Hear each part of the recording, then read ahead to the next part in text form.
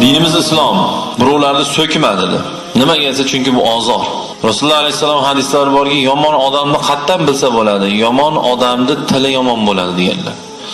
Agar ichimizda bemalol uyatsiz gap bilan so'kinayotgan odamlar bo'lsa, o'zingizni o'g'ning, siz yomon odamsiz siz. O'zingizni o'g'ning. To shu so'kinishingizni yo'qotmagunizgacha, u xotinni so'kamizmi, nevarani so'kamizmi farqi yo'q. Shundaylar borda, uyning ichida shaytondan battar, uydan tashqariga chiqqanda farishtaga o'xshab oladi. Odobliga o'xshab oladi. Saxiyga o'xshab oladi. Nevarasini sapoga yittiq kerak bo'lsa sapo bermaydi.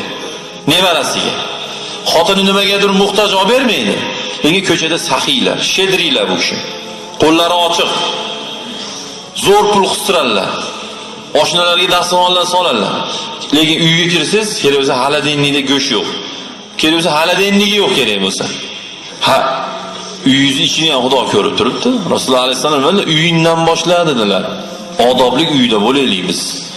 O'zimiz ko'chaga chiqqanda, birovlar bilan o'tirganda o'zimizni madaniyatli ko'rsatib, kamtar ko'rsatib, taqvodorga o'xshatib ko'rsatib, uyning ichiga kirganda shayton ham qochadigan odam bo'lmaylik biz. Rasvo odam bo'lmaylik biz. So'kinmaylik qizimizga, o'g'limizga, nevaramizga. Men o'tgan juma ham aytdim-ku, shuna xatlar keladi o'qimaymiz. Shuni ma'nosini aytib qo'ying. Qizini, o'g'lini yo boshqasini zino so'zlar bilan so'kadiganlar. Islom yulduzi kanali. Dunyoga mukammal nigoh. Endi aytamiz-da, endi iloji yo'q endi. Ali shariatda sharm yo'q deganda ba'zi bir shunday gaplarni aytarganmiz, endi iloji yo'q ekan. Rosa mana masalan Xudoga shukr 17-18 yildan beri jumada shu jamoatga xalqimizga xizmat qilib ma'ruzat etgan bo'lsak, ancha yillar qog'ozga o'rab chiroyli qilib yetkazishga harakatni qildik.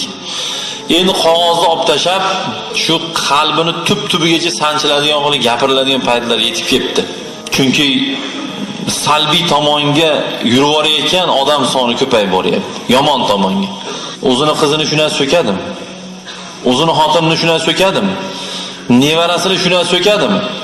Bir johil, hali hech nimani bilmaydigan odam bo'lsa ekan, endi bu tushunmabdi-da, shuning uchun qilibdi desiz. Yana hatto yozib qo'yishadi. Har juma chetda o'tiradi peshanangizda. To'g'ri, bu men masala qilyapman, eshitayotgan avliyo bo'lib ketsin degani emas bu. U amal qil, o'zingiz ishingiz, manzil qo'lingizdan tortib amal qiling demayman men. Kerak bo'lsa hozir ichingizda balki meni so'kib o'tirgandir, so'kinadigan. Egrini ko'rovning. Lekin o'zingiz uchun bilib oling, siz o'zingiz uchun tegishli gap bu gap. O'shuna odamlar. So'kinyapsizmi? Biling siz yaxshi odam emassiz siz. Kim bo'lsangiz ham.